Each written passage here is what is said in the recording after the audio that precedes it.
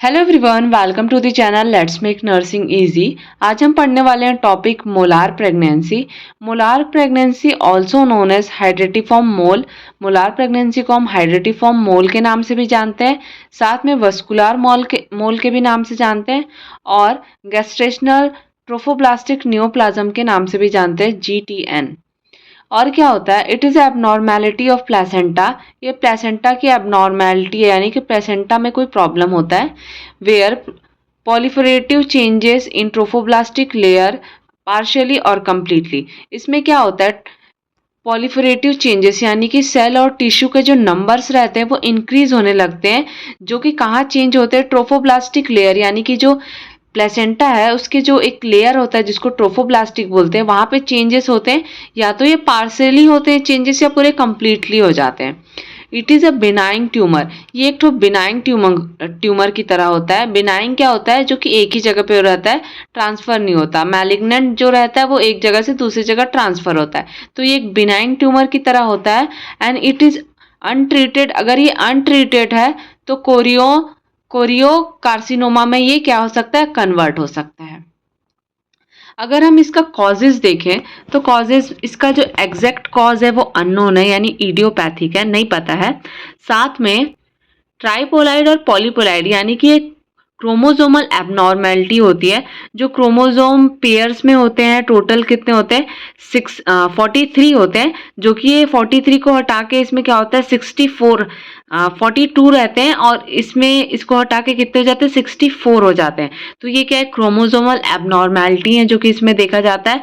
ये क्या कॉज करते हैं, मोलार प्रेगनेंसी।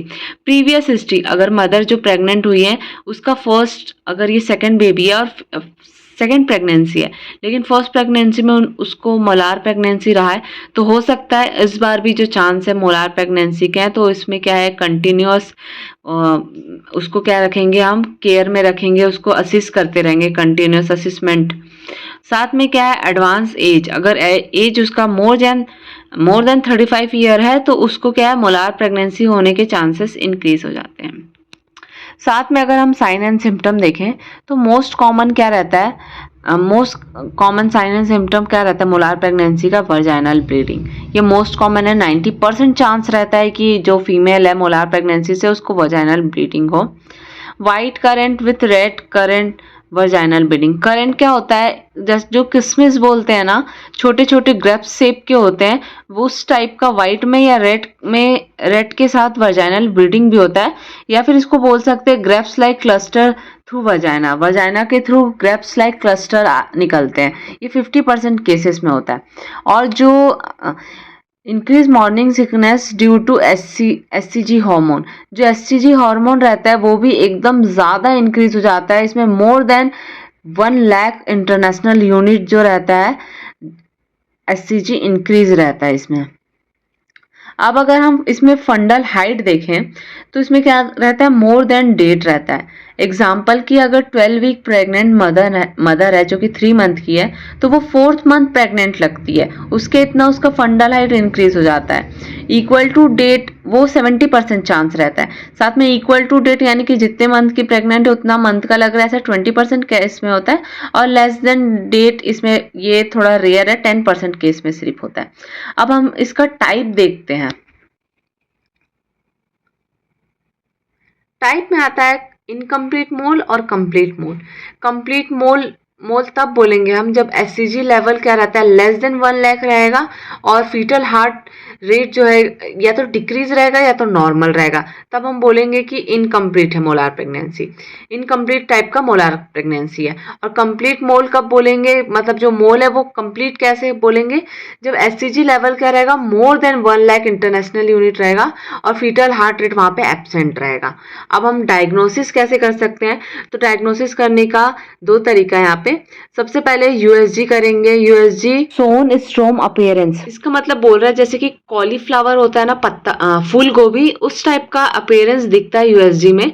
साथ में excessive increase level of SCG, जो एससीजी का लेवल है एक्सेसिव अमाउंट में इंक्रीज रहता है, जो कि 1 लाख और उससे भी ज्यादा हो सकता है। अब हम इसका मैनेजमेंट देखें, एमटीपी कर सकते हैं, medical termination of pregnancy, suction and इवेकुएशन कर सकते हैं, जिसमें कि जो प्रोडक्ट रहता है उसको सक्शनिंग और इवेकुएशन के थ्रू हम बाहर निकाल देते हैं। साथ में प्रिवेंटिव मेजर देखें तो इंजेक्शन मीथोट्रेक्सेट देते हैं, जो कि आईएम देते हैं। मदर को डोज क्या रहता है, 1 mg पर केजी बॉडी वेट के अकॉर्डिंग रहता है। इसको क्या करते हैं, साइक्लिक डे यानी कि साइक्लिक डे से स्टार्ट करते हैं। डे 1 में देंगे फर्स्ट डोज, फिर डे 3 में देंगे, फिर डे 7 में देंगे, और फिर उसके बाद आफ्टर एवरी 7 डे में देंगे। इसको क्या करना रहता है, हमको पूरा कवर करना रहता है। इसका 3 कोर्स रहता है। और क्या करना है हमको, साथ में अवॉइड करना है प्रेगनेंसी फॉर 1 ईयर, 1 साल के लिए प्रेगनेंसी को अवॉइड करना है। साथ में क्या करना है, assessment of HCG level in maternal serum weekly, monitor of HCG till 6 week. हमको मैटरनल सीरम में जो एससीजी लेवल को देखते रहना है, वीकली मेजर करना है जब तक कि 6 वीक ना हो जाए। साथ में क्या करना है, after that monthly monitor SCG level till 6th month.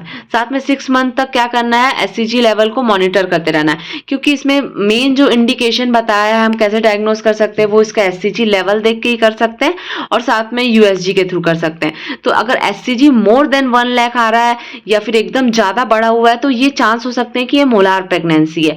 तो यहाँ पे था ये टॉपिक मोलार प्रेगनेंसी। आपको समझ आया कि नहीं, कमेंट में जरूर बताना, और चैनल पे न्यू हो तो ऐसी वीडियोस के लिए like share and subscribe. Thanks for watching.